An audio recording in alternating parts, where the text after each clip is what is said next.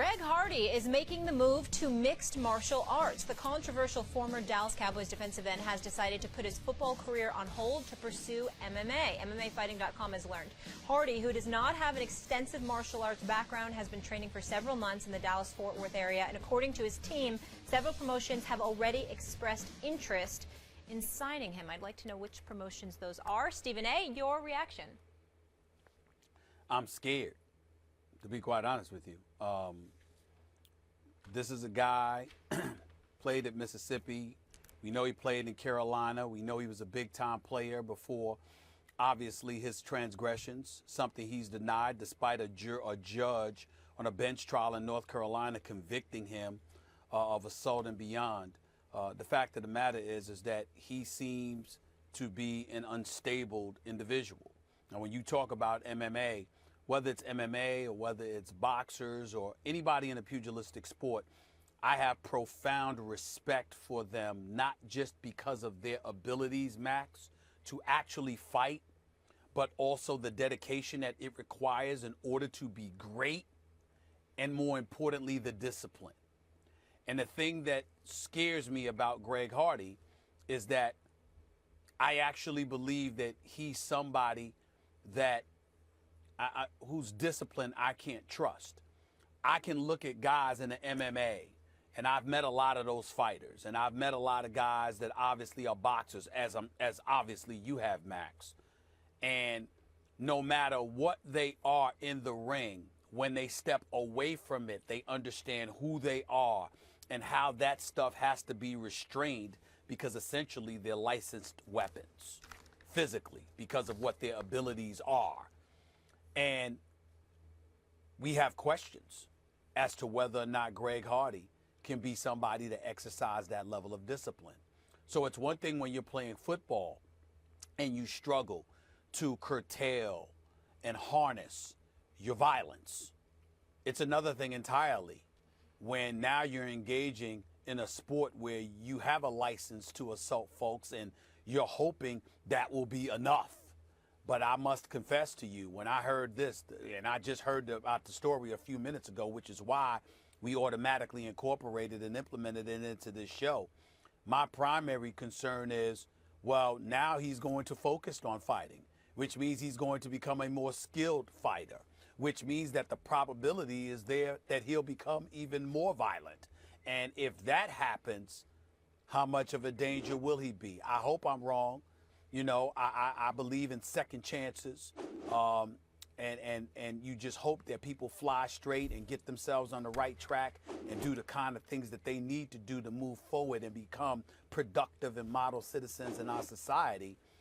But to have questions or trepidation about that when it comes to this particular individual, and to know that he's going to be harnessing, improving upon those violent skills even more so, I got to admit, it kind of makes me a little bit scared. My mind goes to, why are these promotional companies lining up to sign him? And I think the answer is that whether or not it's fair to Greg Hardy that he's perceived as someone who's evaded justice or who's unstable, in fact, that's how he's perceived by many, and not without reason. These promotional companies, it seems to me, are lining up, well, of course, because he's famous. No, it's not just because he's famous. It's because you will attract a certain amount of attention from people who are rooting against him, who he's the heel, who want to see him punished for his transgressions or perceived transgressions. He wasn't actually convicted. So the question is, how good will he be as a fighter? Like, will he actually get his comeuppance? And I'm here to tell you that if that's what you're rooting for, that's what you're going to get. He will get his comeuppance in the octagon. Or in MMA, because what we found, look, this is the way let's take the UFC, for example, because that's the brand name in MMA. UFC started before Zuffa bought it. Originally, it was a high-concept idea. It was, who wins, the judo guy or the karate guy, the kung fu guy or the boxer? And there was actually an answer to it. The answer was the Brazilian jiu-jitsu guy wins. Royce Gracie beat everybody pretty early on, won a bunch of them in a row. And then finally, American wrestlers and others realized if we can have enough of a ground game to stay out of submission holds, hyperextend limbs, and so they tap out or else choke windpipes and stuff like that, affect someone's breathing. If we could just stay out of those holds and hit back and grind them down, ground and pound, we can compete. And from this has emerged a much more homogenous kind of fighting style that leads to success in MMA. But I would say, even for the big guys, you've got to be able to handle yourself on the ground. You need, in order to have lasting power, to staying power, you need either a Brazilian Jiu-Jitsu background or a wrestling background, neither of which, to my knowledge, Greg Hardy has. Right. So if you're looking to see him get his comeuppance in MMA, I think you're going to see it. So that's basically what you're saying. For those that can't stand him, for those that are rooting against him, this might be the perfect remedy, because the comeuppance that he did not receive in the legal system, in a lot of our eyes, you believe he's going to receive that in the UFC. Not at first, because if these promotional companies are going to spend a lot of money on him because they think he will draw attention, they will protect him at first. Early on, he'll be put in against opponents who he can beat. But before too long, if he can even get through that phase, he's going to have to fight some real fighters, and at 285, he's going to have to fight some real big fighters with wrestling or jiu-jitsu backgrounds, and then it's going to be a wrap. Well, for me, that might be the case. I guess what I'm thinking about is that somewhere along the way, in order to prepare yourself just to walk into the octagon, you're going to be training and making yourself even better, at a particularly violent sport like that. And if you can't harness your behavior and your discipline off the football field or outside of the octagon, then that makes you even more of a weapon than you were before. That's a point well taken. Supposedly you were doing damage. That's a point well taken. It's a serious thing. It's a real consideration, and hopefully the discipline of fighting will help him bring discipline in his personal behavior. I hope so, because the only thing I want to see him fighting first is his demons. You heard these guys talking about Greg Hardy's move to MMA, but now we want to hear from you. Do you want to see Hardy as an MMA fighter? Go on Twitter, vote. We'll share those results a little later. It was fun to be out there, fun to be a part of, us winning games. I've talked at length about how I've, been feeling over the years, and I feel better now at 39 than I did when I was 29. And it was just, I think due to a lot of things. So I feel like I'm in a good routine, and if I play a game like yesterday, I feel like by Wednesday practice, I'm, geared up and ready to go. This is going to be good. That was Tom Brady saying he feels better now than he did at 29. They say 30 is the new 20, folks. Will Kane in the house. Good to see you for this conversation. Good to see all you folks. Thank you for joining us. This one's going to be fun. Max, I'd like to come to you, my friend. Yes. Would you still stand by your statement at this point, after hearing Brady's comments, that he feels better now at 39, that he will be falling off a cliff sooner than later? Of course. I said in the next 18 months at the time, because no one plays well at 41. I left out Warren Moon, who had one very good season. That's the only player in the history of football to have a good season at 41. It was something less than his very best, but it was a good season. He passed for 3,600 yards back then, 25 touchdowns, 16 interceptions. Not exactly an MVP season, though he went to the Pro Bowl, and I think he won Pro Bowl MVP that year. But he was something less than an MVP, but a good player. That's the best 41-year-old season ever. Ever. That's it. That's the only one.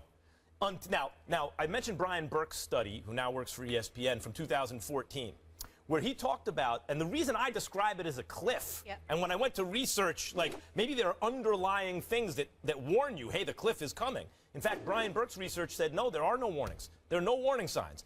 The guys are cruising along at very high altitudes. They can do this forever.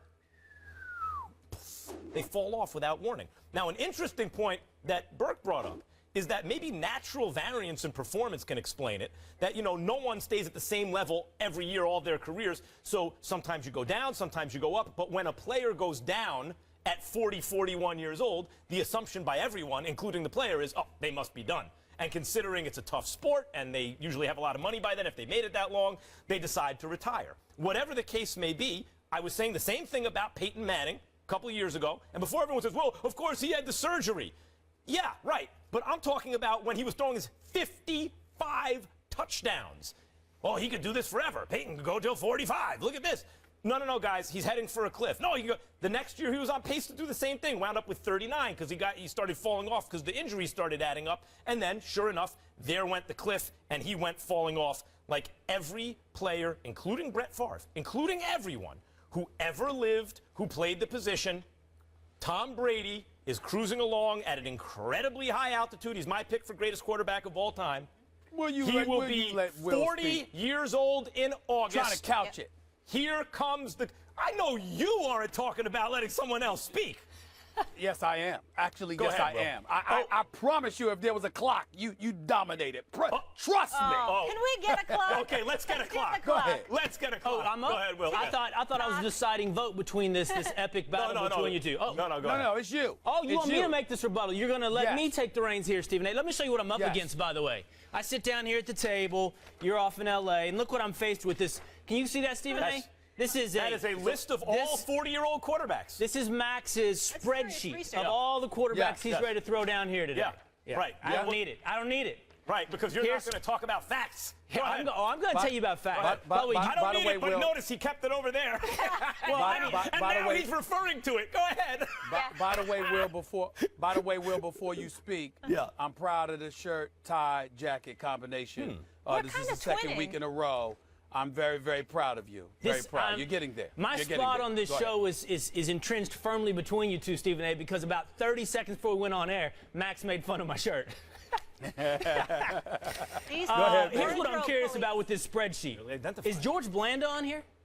You know, why are you referring to my spreadsheet? That's what I want to know that you just mocked. George Blanda played till he's 48 years old. You very kindly pointed out Warren Moon, Vinny Testaverde's in that range as well, Doug Flutie. These guys all played well into their 40s. Now, your contention is that there's a cliff, that Brady's going to hit this cliff. Well, all due respect to that spreadsheet, Max, that's no great insight. That's how things go in this world. Right. Failure. I thought it wasn't, and then everyone started arguing against me. Failure, death, anything kind of happens suddenly. Things go bad, they go bad quickly. The question is when, and this is the thin limb you're out on.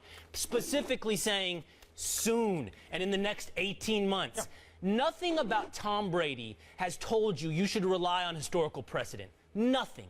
Everything from the start of his career has said he's breaking historical precedent. Lowest rated quarterback to have this kind of career, lowest drafted quarterback to have this kind of career, to play this late in his career.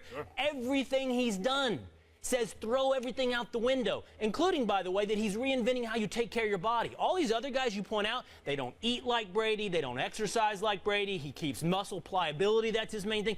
My man eats 80% vegetables and grains, Max. He won't touch a tomato. Well, in that case, he'll be great at 50. He won't touch a tomato because he's worried about inflammation. This guy is prepared to play later than anybody you've ever seen. So what you're saying is, because Brady presents you with the most evidence that maybe he could be the first quarterback ever to be elite at 41, therefore, it's actually a better than 50-50 proposition that it's going to happen, because you're right when you identify. All I'm really saying is everyone gets old. And by the way, at that position, here's the age at which they get old, and people want to argue with me. One last point. These statistics always exist until they don't. Right. No NFL rushing champion had ever won the Super Bowl until Emmitt Smith did. We always have these stats until they're gone. And what I would suggest to you, Tom Brady, is going to be the moment of truth for your Tom Brady will break the odds. Yes. Yeah. Okay. Stephen A., get in here. Stephen A. He has the same coach, the same system. On top of it all, you could barely touch the quarterback in this day and age, and he takes care of his health. To me, Max's position is utterly ridiculous. I've been saying this. I can't believe he's got me agreeing with Will Cain of all people. But I have no choice in this matter, because Will Cain is absolutely right when he points out the stuff that he pointed out. Eating right, taking care of himself, got the supermodel wife. I mean, he's got it all. And listen, happy wife, happy life. You understand what I'm saying? I mean, he's living large. And we all know, and keep this in mind, Max Kellerman, this is the part where I got you, and I hope I want y'all to put me up on the split screen, because I got Max here. I mean, Max, there is no way you can get around what I'm about to say to you. It's going to blow you away more than anything that I have ever said. Are you ready? Yes. Are you ready for this, Max? Yes, I'm ready. I'm ready, too. This is going to be good. I am not married, but you are. The power of stress, the power of happiness elevates people. Stay with me here. You are a very, very happy man. Every time you walk in with those eyes of yours, you just look beautiful. I mean, it's not just the beautiful daughters, it's the beautiful wife. Everything. Am I lying, Get more Mollywood? compliments on this show than I do at home. What are you talking about? Does this guy rave? Does this guy or does he not rave about his wonderful wife and family every single day? So guess what? That makes you happy. And when you are happy and healthy, stay with me, Will, as well. I'm here. This is something that ultimately stretches your lifespan in a lot of different That's ways. true. You're healthier. Can I You're ask the feeling obvious good. question? The first Your happily spirit married is up. quarterback? The whole bit. Wait, but I just want to complete this metaphor really quick. So Max is happy and healthy at home, and you're not? Is that what you're saying? You were the other end of that spectrum. That explains Hold on, why I hold win on, all hold the on. debates on this Is that show. why we're elevated? I must confess to you, I'm a happy man, but it's nothing compared to how happy I intend to be. Y'all lives are the way that they are. I'm going this way. Oh, we peaked. I'm We on the way peaked. up. You know what I'm saying? I'm all right. I'm okay. It's coming. It's coming. Life is getting better. And it's closing in on me. It's closing in. The 48-year-old's peaked. I have no doubt. You know why? No, I'm sorry. The younger men have peaked. Stephen The A. will. 48-year-old's on the rise. Because he waited to get That's married. right. Yeah. Yep. That's right. Well, you know what? Hey, listen. Some guys had to be older when they were younger. You see what I'm saying? Yep. A lot of things. Yep. That's all. And it's all going to happen, the fairy tale.